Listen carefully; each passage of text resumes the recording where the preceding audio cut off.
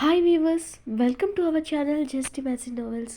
ఈరోజు మన కథ వద్దన వదిలిస్తానా ఎపిసోడ్ 72. కొడుకు దగ్గరికి రాగానే అన్నీ మర్చిపోయిన శివాని అలాగే బన్నీ ఎదురుగా మోకాళ్ళ మీద కూర్చుని వాడి మొహం చేతుల్లోకి తీసుకుని, అమ్మ పనిచేసి అలసిపోయింది, అందుకే రెస్ట్ తీసుకుంటున్నా కన్నమ్మ అంటూ వాడి నుదుటిన ముద్దు పెట్టి జుట్టు నిమురుతూ, ఆమె తిన్నవా బంగారం అని ప్రేమగా అడిగింది శివాని. ఓ తినేశాను, అత్త పెట్టింది అని నవ్వుతూ చెప్పి, ఇప్పుడు నీకు తగ్గిందా, బాగుందమ్మా అంటూ శివాని మెడ ఖర్చుకుని తన చెంపను శివాని చెంప కానించి ప్రేమగా అడిగాడు బన్నీ. తగ్గిపోయింది కన్నా, అందుకే నా బంగారు కొండ ఏం చేస్తుందా అని వచ్చాను అని నవ్వుతూ చెప్పింది శివాని. మమ్మ మరేమో, నేను సన్ని ఆడుకుంటూ తనని నిన్ను నాన్న ఎలా ట్రీట్ చేస్తాడో అలా చేస్తే తను ఏడుస్తుంది, నేను బ్యాడ్ బాయ్ అంది. నేను బ్యాడ్ బాయ్ నమ్మమ్మ అని ఏడుపు మొహం పెట్టి అడిగిన కొడుకులో వేరియేషన్స్కి రుద్ర షాకింగ్గా చూశాడు. రుద్ర మనసులో, వీడినిది కన్నయ్య అని పిలుస్తుంది కానీ నిజంగానే వీడిలో ఆ కన్నయ్యకున్నన్ని సెగలున్నాయనుకున్నాడు రుద్ర.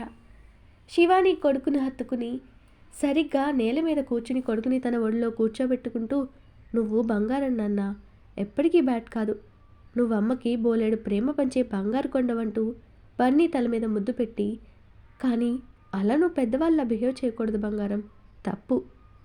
నువ్వు నాన్నంత అయిన తర్వాత అమితంగా ప్రేమించి నీ లైఫ్లోకి వచ్చిన వాళ్ళని ప్రేమతో ఎలా పిలిచినా తప్పు కాదు, కానీ ఇప్పుడు నువ్వు అలా సన్నీనైనా మరొకరినైనా అలా పిలవడం తప్పు baby. Wife and husband relation గురించి తెలుసుకునే వయసు కాదు నాన్న నీది, ఇంకెప్పుడు ఇలా బిహేవ్ చేయకు సరేనా అని బుజ్జిగిస్తున్నట్టే వాడికి అర్థమయ్యేలా చెప్పింది శివాని. ఓకే మమ్మ, చెయ్యను, సారీ. సన్నీ నీకు కూడా సారీ, ఇంకెప్పుడు అలా పిలవనులే, అండ్ నేను వైఫ్ అని కూడా చెప్పను, మా అమ్మ చెప్పే వరకు నేను ఎవరిని అలా అనుకోను అన్నాడు బన్నీ.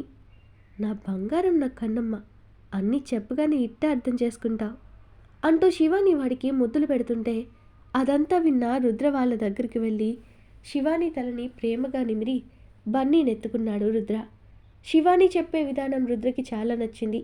సాధారణంగా పిల్లలు అలా బిహేవ్ చేస్తే చాలామంది ఏదో వాడు పెద్ద తప్పు చేసేసినట్టు తిట్టి కొట్టి తమ టెన్షన్ని బయటపెడతారు, కానీ శివాని అలా చేయలేదు. వాడికి ఏది అవసరమో అంతవరకే చెప్పి వాడు చేసింది రాంగ్ అని అర్థమయ్యేలా చేసింది.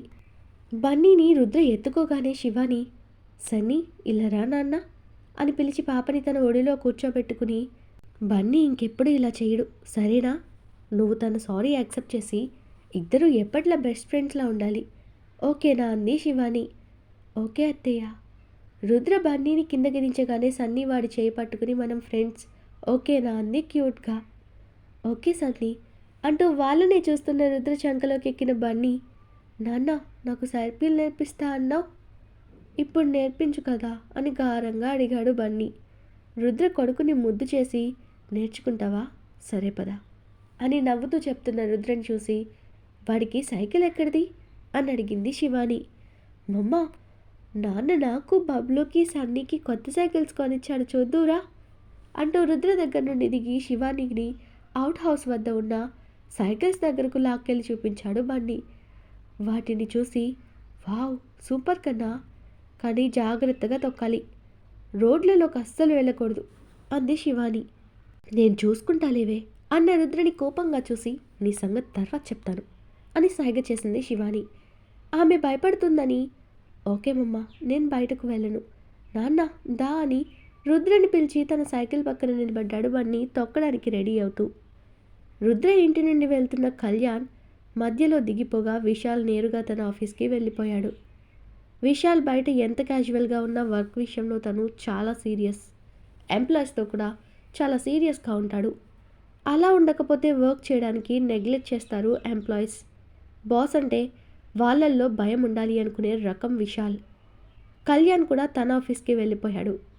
కళ్యాణ్ ఓ చార్టెడ్ అకౌంటెంట్గా పెద్ద కంపెనీలో వర్క్ చేస్తున్నాడు. అతనికి లక్షల్లో జీతం, కానీ ఫ్యామిలీకి దూరంగా ఒక ఫ్లాట్ తీసుకుని ఒంటరిగా ఉంటున్నాడు. ఆఫీస్లో వర్క్ చేసుకుంటున్న కళ్యాణ్కి పదే పదే విశాల్ మాటలే తన మనసును గుచ్చుకుంటుంటే సీరియస్గా వర్క్లో మునిగి ఆ మాటల నుండి డైవర్ట్ అవ్వాలని ట్రై చేస్తున్నాడు కళ్యాణ్. కానీ ఎంత ట్రై చేసినా తన వల్ల కాలేదు. తమ్ముడి మాటలు గుర్తొస్తుంటే మైండ్ చాలా డిస్టర్బ్ అవుతూ ఇక చివరకు చిరాకొచ్చి సిస్టమ్ పక్కకు తోసి కాసేపు కళ్ళు మూసుకుని సీట్లో వెనక్కి వాలాడు కళ్యాణ్. తన కళ్ళ ముందు మొదటిసారి కాలేజీలో లంగా ఓణీలో ముద్దుగా తనకి ఎదురొచ్చిన సురేఖ రూపం కళ్ళల్లో కదిలాడి కళ్యాణ్ పెదాల మీదకి చిన్న స్మైల్ వచ్చింది. సురేఖని తలుచుకుంటూ మనసులో అప్పుడు ఎలా ఉన్నావో ఇప్పుడు కూడా అలాగే ఉన్నావు రేఖ. కాకపోతే ఇప్పుడు నీ మొహంలో ఉన్న సంతోషం ఇప్పుడు లేదు. ఎందుకనేది నాకు అర్థం కావడం లేదు. నేను చూసిన నా రెక్క పెదవుల మీద ఎప్పుడూ చెరగని చిరునవ్వే ఉండేది, కానీ ఇది ఎప్పుడు ఎంత వెతికినా అది ఇప్పుడు నీ మొహంలో నాకు ఆ నవ్వు కనబడడం లేదు. నీ వైవాహిక జీవితం బాగోలేదా? నీ భర్తతో నువ్వు హ్యాపీగా లేవా? అవును, నాకు ఒక విషయం అర్థం కాలేదు. అక్కడ అందరూ ఉన్నారా ఇంట్లో, కానీ నీ భర్త లేడు కదా? కనీసం అతని గురించి రుద్ర ఒక్క మాట మాట్లాడలేదు. నువ్వు అక్కడ గెస్ట్గా ఉన్నావా, లేకపోతే నీ భర్త నీ దగ్గర లేడా, ఎక్కడైనా దూరంగా ఉన్నాడా అని తనలో తనే క్వశ్చన్ వేసుకున్న అతనికి అవన్నీ జవాబులు దొరికిన ప్రశ్నలా మిగిలిపోయి తనకు పెళ్ళయింది, పిల్లలున్నారు, తను సంతోషంగా ఉంటే చాలని ఎప్పుడూ తనని డిస్టర్బ్ చేయలేదు కళ్యాణ్. ఇప్పుడు కూడా తనకు భర్త పిల్లలు ఉన్నారు. తన గురించి నీకెందుకు, తన గురించి మర్చిపోని ఒక పక్క మైండ్ పోరు పెడుతున్న మనసు మాత్రం తన తొలి ప్రేమని మర్చిపోలేకపోతుంది. నేను తనని ఇబ్బంది పెట్టడం లేదు కదా, మనసులో తలుచుకుంటున్నానంతే. అదేమీ పాపం కాదు కదా అనుకున్నాడు కళ్యాణ్. ఇన్నాళ్ళు సురేఖ ఎక్కడుంది తెలుసుకోలేకపోయాడు. అసలు తెలుసుకోవాలన్న ఆలోచన కూడా చేయలేదు. ఎందుకంటే తనకు పెళ్ళైందని తెలిసిన వెంటనే తన మనసును బండగా చేసుకుని మొండిగా బ్రతుకుతున్నాడు కళ్యాణ్. ఇప్పుడు సురేఖ భర్త గురించి, ఆమె లైఫ్ ఎలా ఉందో తెలుసుకోవాలని ఇంట్రెస్ట్ కలిగింది. సురేఖ తన భర్తతో సంతోషంగా లేదని తన మనసుకు అనిపించిందేమో. కళ్యాణ్ మనసులో ఇప్పుడు సురేఖ గురించి వివరాలు తెలుసుకోవాలంటే ఎవరిని అడిగితే కరెక్ట్గా తెలుస్తుంది? రుద్రని అడిగితే? మా అక్క లైఫ్ మీద నీకు ఇంట్రెస్ట్ ఏంటని అతను అడిగితే ఏం సమాధానం చెప్పను? వద్దు, అది బాగోదు. సురేఖను డైరెక్ట్గా అడిగేంత చనువు తనకి లేదు. ఆమెని ఎప్పుడూ మొగ్గుగా చూస్తూ ఆరాధించాడు తప్ప చనువుగా మాట్లాడింది లేదు. అది కూడా తన పర్సనల్ విషయాల గురించి అస్సలు మాట్లాడలేదు. అతనికి అప్పుడంత ధైర్యమే ఉంటే తన మనసులో మాట ఎప్పుడో సురేఖకు చెప్పేవాడు. తనను అలా దూరం చేసుకునేవాడు కాదు. ఆ ఇంట్లో ఎవరిని అడిగితే సురేఖ గురించి తెలుస్తుందా అని ఆలోచిస్తూ ఉండిపోయాడు కళ్యాణ్. రుద్ర బన్నీకి సైకిల్ ఎలా తొక్కాలని ట్రైన్ చేస్తూ వాడితో సైకిల్ తొక్కిస్తూ సన్నీని కూడా తన పక్కన లాక్కుంటూ ఉన్నాడు. తను లోన్లీగా ఫీల్ అవ్వడం ఇష్టం లేక. తండ్రి ప్రేమ కోసం ఆ పసి మనసు ఎక్కడ బెంకపడి చిన్నబుచ్చుకుంటుందో అని రుద్ర జాగ్రత్తగా హ్యాండిల్ చేస్తున్నాడు. బబ్లూకి సైకిల్ వచ్చు కాబట్టి వాడు ఆ పక్కనున్న గ్రౌండ్కి వెళ్ళాడు. తన కొత్త మోడల్ సైకిల్ని తన ఫ్రెండ్స్కి చూపించుకోవడానికి. వెంట సెక్యూరిటీని కూడా పంపాడు రుద్ర. స్నేహ ముభావంగా ఉండడం చూసిన శివానికి అదెందుకో తెలుసు కాబట్టి ఏం చేయలేక సైలెంట్గా ఉండిపోయింది. కాసేపటికి నాన్న నువ్వు వదులు, నేను తొక్కుతాను అని బన్నీ రుద్రని వదలమని గొడవ చేశాడు. వద్దు బేబీ, నీకప్పుడే రాలేదు, నా మాట విను అనగానే నువ్వు పట్టుకుంటే నాకు ఎప్పటికీ రాదు నాన్న, పడినా పర్వాలేదు, నేను నేర్చుకుంటాను అని మొండిగా అన్నాడు బన్నీ. వాడి మెచ్యూరిటీ తెలిసిందే కాబట్టి రుద్ర వదలక తప్పలేదు. బన్నీ జాగ్రత్తగా పడకుండా బ్యాలెన్స్ చేసుకుంటూ తొక్కుతూ మమ్మ చూడు నాకు సైకిల్ తొక్కడం వచ్చేసింది అని ఆనందంతో అరిచి చెప్పాడు బన్నీ. శివాని కొడుకుని చూస్తూ మురిసిపోయింది. ఇక చాలు రాకన్నా, అలసిపోయావు, స్నానం చేద్దు అంది శివాని. ఓకే మమ్మా అని ఆమె ఒక్క పిలుపుకే సైకిల్ తీసుకెళ్ళి రుద్ర కారు పక్కన పార్క్ చేసి వచ్చిన బన్నీ, నాన్న నా సైకిల్కి మీ కారు వల్ల ప్లేస్ లేదు చూడు అన్నాడు బన్నీ. రే దాన్ని అవుట్ హౌస్లో పెడదాంలే అని రుద్ర అంటుంటే, నో నా సైకిల్ ఇక్కడే ఉండాలి, నువ్వు నీ కార్ని పక్కకు తీ అని యాటిట్యూడ్గా చెప్పాడు బన్నీ. నా కొడుకు నా నోట్లో నుండి వచ్చాడు వెధవ అని లోపల తిట్టుకుంటూ తన కార్ని తీసి వెనక పార్క్ చేసి, ఇప్పుడు పెట్టుకోండి సార్ తమ వెహికల్ అన్నాడు రుద్ర వెటకారంగా. గుడ్ అంటూ అదే యాటిట్యూడ్తో మమ్మ దా మనం పోదాం అని శివాని దగ్గరకు పోయాడు బన్నీ. వీడికి అమ్మ కనపడినంత వరకు నాన్న కావాలి, అమ్మని చూస్తే నేను అవసరం లేదు అని పళ్ళు నూరుతూ జలసీతో కొనిగాడు రుద్ర. అతని మాటలు విన్న శివాని నవ్వుతూ, మీ నాన్నకి ఎంత జలసీనో చూడు కన్నా అంది. సన్నీని తీసుకుని వస్తున్న రుద్ర శివానీని చూస్తూ, ఏయ్ అటెక్కడికి, మెట్లెక్కలేవు, ఇలా రా అంటూ లిఫ్ట్ వైపు వెళ్ళాడు. అమ్మా నీకేమైంది అని డౌట్గా అడిగాడు బన్నీ. అప్పటికే శివాని నడవడానికి ఇబ్బంది పడుతూ నిదానంగా నడవడం గమనించాడు బన్నీ. ఏం లేదు నాన్న, మార్నింగ్ వాష్రూమ్లో జారిపడ్డాను, నా కాలు కాస్త పెయిన్గా ఉందంతే అని కవర్ చేయడానికి అబద్ధం చెప్పింది శివాని. ఆ మాటకి ఆ పసివాడి హృదయం తల్లడిల్లిపోయి బాధపడుతూ, పడిపోయావా, చూసుకోవాలి కదమ్మమ్మ, ఎక్కడ దెబ్బ తాకింది చూపించు, నాన్న డాక్టర్కి ఫోన్ చేయి, అమ్మకి దెబ్బ తాకిందంట అని వెంటనే కింద కూర్చుని శివాని కళ్ళని చూడబోయాడు బన్నీ. శివాని కొడుకు నాపి, దెబ్బేం తాకలేదన్నా, నొప్పంతే, మీ డాడీ డాక్టర్ని పిలిపించాడులే అంటూ లిఫ్ట్లోకి వెళ్ళారిద్దరూ. రుద్ర కొడుకు తల నిమిరి శివాని వైపు చూసి థ్యాంక్స్ అని చిన్నగా పెదాలు కదిలిస్తూ చెప్పాడు రుద్ర. శివాని నవ్వి ఊరుకుంది. సన్నీ స్నేహ దగ్గర వదిలి పాపకి స్నానం చేయించమని చెప్పి బన్నీకి తనే స్నానం చేయించాడు రుద్ర. ఉదయం రుద్ర ఇంటి నుంచి వచ్చేసిన ప్రదీప్ నేరుగా బార్కి వెళ్ళిపోయాడు. అతడిప్పటిదాకా ఎప్పుడూ మందు తాగింది లేదు. ఎప్పుడైనా రుద్రకి కంపెనీ ఇస్తూ బీర్ తాగేవాడు. కానీ ఈరోజు తన మనసు తనకే ఎదురు తిరగడంతో దాన్ని అణుచుకోవడానికి మందు తాగడం ఆప్షన్గా అనిపించి అక్కడికి వెళ్ళాడు. కానీ అక్కడ తాగి పడిపోతే రుద్రకి తెలుస్తుంది.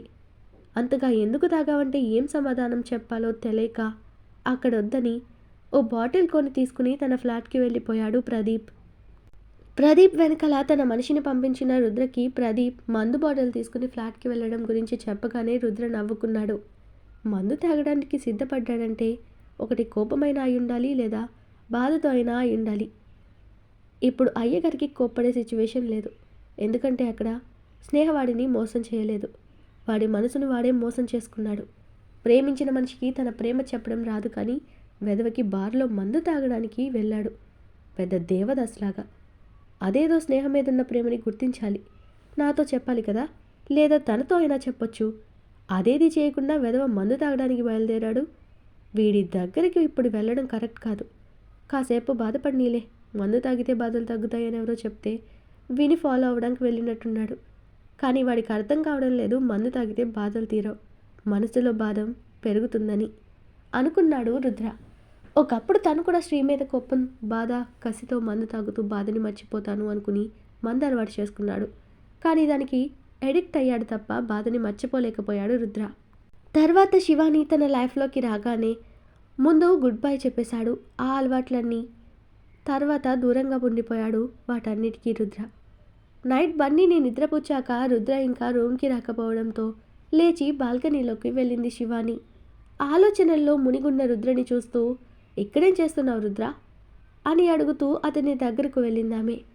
వెనక్కి తిరిగిన రుద్ర శివానిని రమ్మన్నట్టు చేయి చాపి దగ్గరకొచ్చిన ఆమెని ముందుకు లాక్కుని తనని వెనక నుంచి హక్ చేసుకుని భుజంపై గడ్డ మానించి, ఏం లేదే, ప్రదీప్ గురించి ఆలోచిస్తున్నాను, వాడింత జరుగుతున్నా సైలెంట్గా ఉండడం నాకు నచ్చలేదు అన్నాడు రుద్ర. శివాని తల తిప్పి సైడ్ నుండి రుద్రని చూస్తూ అతని చెంప మీద చేయి పెట్టి, నేనొక విషయం చెప్పనా రుద్ర, నువ్వు ఇలా చేయడం వల్ల ప్రదీప్ గారికి ఇంకా ఎక్కువ ఫీల్ అయ్యేలా చేసి అతను స్నేహకి ఇంకాస్త దూరంగా వెళ్ళిపోయేలా చేశావేమో అనిపిస్తుంది అంది శివాని. అదేంటి అలా అన్నావు అన్నాడు అర్థం కాక రుద్ర. అవును, నువ్వు తెచ్చిన సంబంధం ప్రదీప్ గారికి అన్ని విధాలుగా ఓ మెట్టు పైనే ఉంది.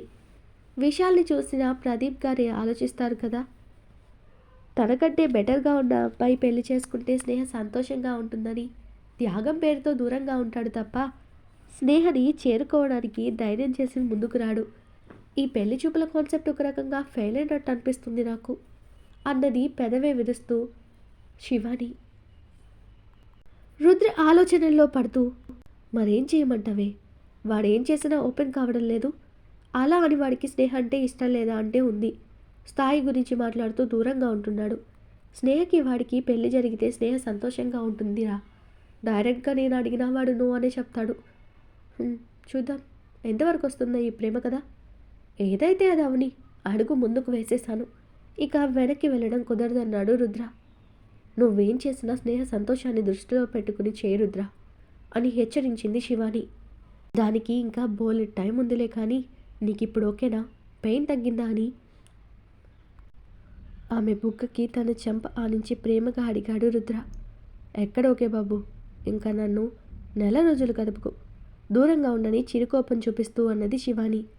ఓయ్, అలా అంత గ్యాప్ అంటే చంపుతా అంటూ తనని కిస్ చేస్తూ, ఏదో ఫస్ట్ టైం నీ మీదున్న ప్రేమతో కాస్త ఎక్కువ ఇబ్బంది పెట్టాను, కానీ ఇకపై అలా జరగదులే. నీ ఫీవర్ తగ్గి నీ బాడీ సెట్ అయితే మనం బన్నీని అక్క దగ్గరో స్నేహ దగ్గరో అప్పగించి హనీమూన్కి వెళ్దాం. ఒక్కసారి స్వర్గ సుఖాలు రుచి చూపించి దూరం పెడితే పాపమే అని తన మెడ మీద ముద్దు పెడుతూ గారంగా అన్నాడు రుద్ర. శివాని రుద్ర మాటలకి సిగ్గుపడుతూ, బన్నీ లేకుండా మనం ఎక్కడికి వెళ్ళడం కుదరదు. వాడు క్షణం కూడా మనకు దూరంగా ఉండడు. వాడు బెంగపడతాడు. వాడు లేకుండా నేనెక్కడికి రాను. మనతోనే ఉండాలి నా కొడుకు అంది శివాని. రాక్షసి, వాడు ఉంటానన్నా నువ్వు వదలవు, నాకు తెలుసు. పోనీలే, వాడిని కూడా తీసుకుని వెళ్దాం, అప్పుడు నీకు ఓకే కదా అని ఉడుక్కుంటూ అడిగాడు రుద్ర. శివాని నవ్వుకుంటూ, అప్పుడు ఆ సంగతి చూద్దాంలే, ఇప్పటి నుంచి ఎందుకు డిస్కషన్, పదపడుకుందాం అని రుద్రనదిని పక్కకు తిరిగిందామె. ఇక్కడ వెదర్ బాగుందే, కాసేపు ఉందాం అంటూ అక్కడున్న ఊయల్లో అతను కూర్చుని ఆమెని తన ఒడిలోకి లాక్కున్నాడు రుద్ర. రుద్ర శివాని మెడ మీద ముద్దులు పెడుతూ, నిజంగా సారీనే అన్నాడు మరోసారి. ఇట్స్ ఓకే, ఇప్పుడు నేను బాగానే ఉన్నా, ఫీవర్ కూడా తగ్గిపోయింది, అంత ఫీల్ అవ్వకు రుద్ర అని అతని చెంప నిమురుతూ అనునయంగా అంది శివాని.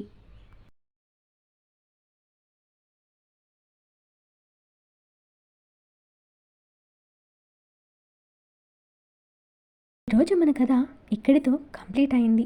ఈ స్టోరీ మీకు నచ్చినట్టయితే ప్లీజ్ స్టోరీని లైక్ చేసి కామెంట్ రూపంలో మీ అభిప్రాయాన్ని తెలియచేయండి. అలాగే ఛానల్ని సబ్స్క్రైబ్ చేసుకుని షేర్ చేసి మాకు సపోర్ట్ చేయండి. నెక్స్ట్ అప్డేట్తో మళ్ళీ కలుద్దాం. అంతవరకు బాయ్.